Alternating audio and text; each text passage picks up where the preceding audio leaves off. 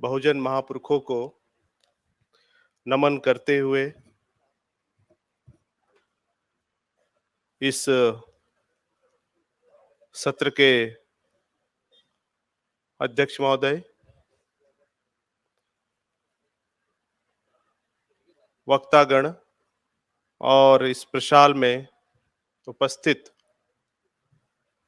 हमारे आंदोलन के प्रबुद्ध जन और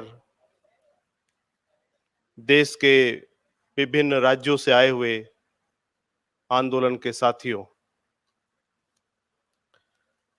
यह विषय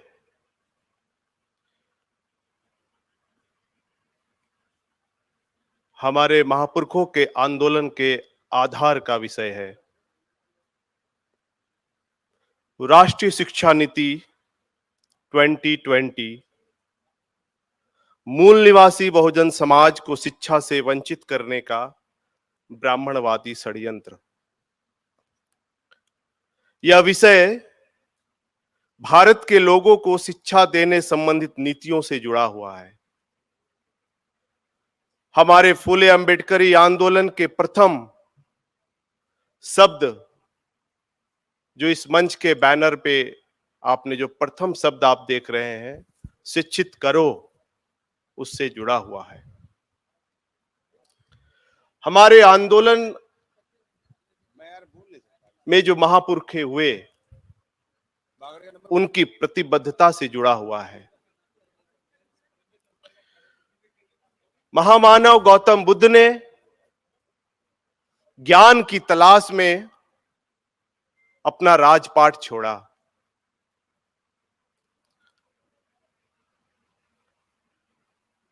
फूले साहब ने जब स्कूल खोला तो उसके पिता को ब्राह्मणों ने डराने की कोशिश की, तो उन्होंने पिता ने फूले साहब पर दबाव बनाया कि या तो गृह त्याग करो या फिर विद्यालय बंद करो। तो फूले साहब ने जवाब दिया था, मेरी जान भी चली गई तो कोई परवाह नहीं, मगर मैं इस कार्य को नहीं छोड़ूंगा। जो शिक्षा देने का मसला है, ये हमारे महापुरुषों के प्रतिबद्धता, जान की बाजी लगाने का मसला है और उसको आज ब्राह्मणवादी ताकतें हमारे समाज को यह बता रही है कि हम इस नीति के तहत मूल निवासी बहुजन समाज को, भारत के लोगों को शिक्षा देने का कार्य करेंगे। आंदोलन के दृष्टिकोण से आजादी के बाद से ही जो भी नीतियां ब्राह्मणवादी ताकतों ने बनाई है, उस पर वाम से अपने अपना स्पष्ट दृष्टि अपने महापुरुषों के आंदोलन के अनुरूप समाज को बताने का कार्य किया है। बाबा साहब ने कहा, शिक्षा को शेरनी का दूध कहा। उन्होंने एनालिसिस ऑफ कास्ट में बाबा साहब कहते हैं कि भारत में क्रांति इसलिए नहीं हो रही है क्योंकि शिक्षा आम जनों से बहुत दूर है। बुद्ध, ज्योतिबा फुले, बाबा साहब अंबेडकर, इन्होंने शिक्षा को इतना महत्वपूर्ण स्थान दिया है। इसलिए सत्ता में बैठा हुआ वर्ग जो ये कह रहा है कि हम नई शिक्षा नीति लाकर भारत के लोगों को हम शिक्षा देने का कार्य करेंगे, उसका पोस्टमार्टम करना, समाज को प्रबोधित करना बहुत आवश्यक है। इसके संदर्भ में जो पैम्पलेट में विषय छपा है, उसके संदर्भ में यह उद्वेलित है कि आज वो लोग सत्ता में बैठे हैं जिन्होंने हमेशा से भारत के मूल निवासियों पर हक अधिकार खत्म करने का कार्य किया है। हमें ये तलाशना होगा, हमें ये पता करना होगा वह कौन लोग हैं जो सत्ता में बैठकर शिक्षा देने की बात कर रहे हैं। हाँ, वो वही लोग हैं जिनके पुरखों ने भारत पर आक्रमण कर भारत के मूल निवासियों पर जो सबसे पहला प्रतिबंध लगाया वह शिक्षा पर लगाया। हाँ, वो वही लोग हैं जिन्होंने एकलव्य का अंगूठा काटा और जिसने काटा उसके नाम से भारत में खेल का पुरस्कार वितरित करते हैं। उन्हीं के वंशज आज से सत्ता में बैठे हुए हैं। इसका तरोताजा उदाहरण हम रोहित वेमुला और पायल तड़वी के रूप में हम देखते हैं। एक तरफ यह ढकोसला और ढोंग भारत में प्रचारित करते हैं कि हम शिक्षा देने के लिए नई नई नीतियों का हम आधारशिला रख रहे हैं। दूसरी तरफ हमारा मूल निवासी समाज कि जब विद्वान व्यक्ति, विद्वान युवा जब उभर रहा होता है तो उसको अलग अलग तरीकों से इंस्टीट्यूशनल मर्डर कर रहे हैं। हाँ, ये वही लोग हैं जिन्होंने शंबुक ऋषि को शिक्षा लेने पर हत्या किया और उस हत्या करने वाले को मर्यादा पुरुषोत्तम राम के नाम से प्रचारित किया। क्या इनकी राष्ट्रीय शिक्षा नीति पे सवाल नहीं उठना चाहिए?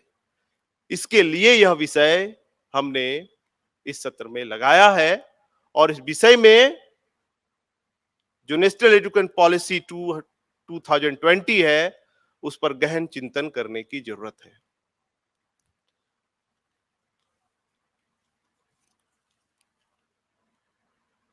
यहां तक इनके पूर्वजों का इतिहास देखेंगे तो इन्होंने हमारे राजा महाराजाओं को भी शिक्षा से वंचित किया।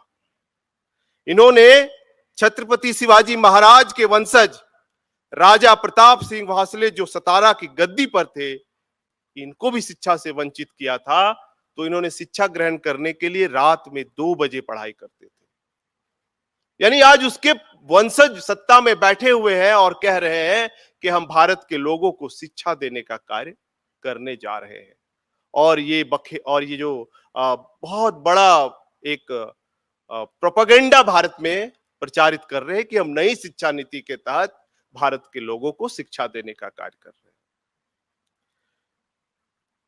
इन सब बातों से राष्ट्रपिता फूले पहले से अवगत थे, इसलिए उन्होंने इसका सॉल्यूशन भी उसी समय दिया था। उन्होंने कहा था 1882 में हंटर आयोग को मेमोरेंडम देते समय कि शिक्षा निजी हाथों में नहीं जाना चाहिए। उन्होंने उस समय कहा था कि 10 वर्षों तक की आय के बच्चों को मुफ्त और अनिवार्य शिक्षा दिया जाना चाहिए। मगर आज सत्ता में बैठे हुए लोगों ने भारत के संविधान में मौलिक अधिकार, राजनीति निषेध तत्व और फंडामेंटल ड्यूटी में एजुकेशन को किस तरह से रखा, ये अलग बात है, लेकिन उन्होंने जो शिक्षा भारत में देने का काम किया उसका क्या हश्र है, ये हमको समझना चाहिए। अगर हम यह समझेंगे तो आपको इस विषय की गंभीरता समझ में आएगी कि बामसेप ने इसको क्यों लगाया है। वर्ल्ड बैंक ने 2018 में एक रिपोर्ट पेश किया, learning to realize education prominence. इस रिपोर्ट में उसने यह सर्वे करके निकाला कि घटिया शिक्षा देने वाली सूची में भारत दूसरे स्थान पर पहुंच गया है। ये 70 सालों से भारत की शिक्षा व्यवस्था को तहस नहस कर रहे हैं, क्योंकि उनको पता है कि शिक्षा ही एक वो हथियार है जिससे भारत में हमेशा से क्रांति हुई है।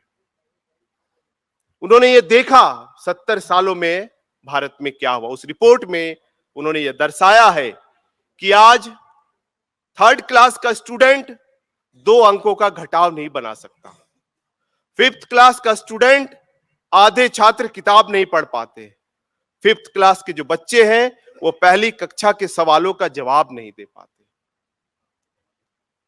और ये प्रोपेगेंडा पूरे भारत में ये फैला रहे हैं, सर्व शिक्षा अभियान, सब पढ़े सब बढ़े। एक तरफ ये जो प्रोपेगेंडा ये चलाते हैं, प्रचारित करते हैं अपने प्रचारित माध्यमों से कि हम भारत को शिक्षा देने का कार्य कर रहे हैं, भारत के लोगों का, लेकिन असल में ये मूल निवासी बहुजन समाज को शिक्षा से दूर ले जाने का कार्य कर रहे हैं। एजुकेशन का स्तर इतना नीचे जाने से भारत में क्या हुआ? ग्लोबल हंगर इंडेक्स 2018 में जो रिपोर्ट आई उसके अनुसार भारत में 119 देश में भूखमरी दूर करने वालों में 103वें स्थान पे भारत पहुंच गया। आज के तारीख में 19 करोड़ भारतवासी भूखे सो रहे हैं। 70 सालों में ये ऐसी शिक्षा दे रहे हैं। वर्ल्ड पॉवर्टी क्लॉक ने 8% भारत में गरीबी में रहने वाले लोगों को चिन्हित किया है। ये एक तरफ कह रहे हैं कि बेटी बचाओ बेटी पढ़ाओ, और थॉमस राइटर्स फाउंडेशन के सर्वे ने यह बताया है कि महिलाओं के लिए सबसे खतरनाक देश भारत है। एक तरफ ये चिल्लाते हैं जो सरकारें हैं अलग अलग महिलाओं के संदर्भ में, उसी तरह से हमें ये शिक्षा नीति को भी समझना पड़ेगा। शिक्षा से नैतिक विकास, चरित्र निर्माण और सम्मान की दृष्टि का विकास होता है। मगर भारत में जो शिक्षा परोसने का ढंग हो रहा है, ढोंग रचा जा रहा है, उससे हमारा राष्ट्रपति भी दलित है, हमारा मुख्यमंत्री भी महादलित हो गया। शिक्षा से सम्मान का निर्माण होना चाहिए, शिक्षा से चरित्र का निर्माण होना चाहिए, शिक्षा से नैतिकता का विकास होना चाहिए। मगर इस सारी चीजों का ह्रास हो रहा है। इसलिए इसके पूर्व के सत्ताधारियों ने आजादी के बाद जितनी नीतियां बनाई है शिक्षा के संदर्भ में, सबका दुष्परिणाम हम भारत में देख रहे हैं। इसलिए आज के तारीख में ये जो न्यू एजुकेशन पॉलिसी 2020 लाई गई है, इसका भी हमें विश्लेषण करना पड़ेगा।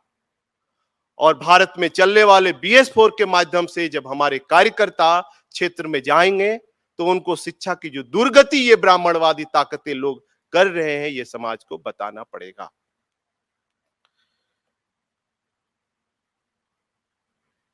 ये जो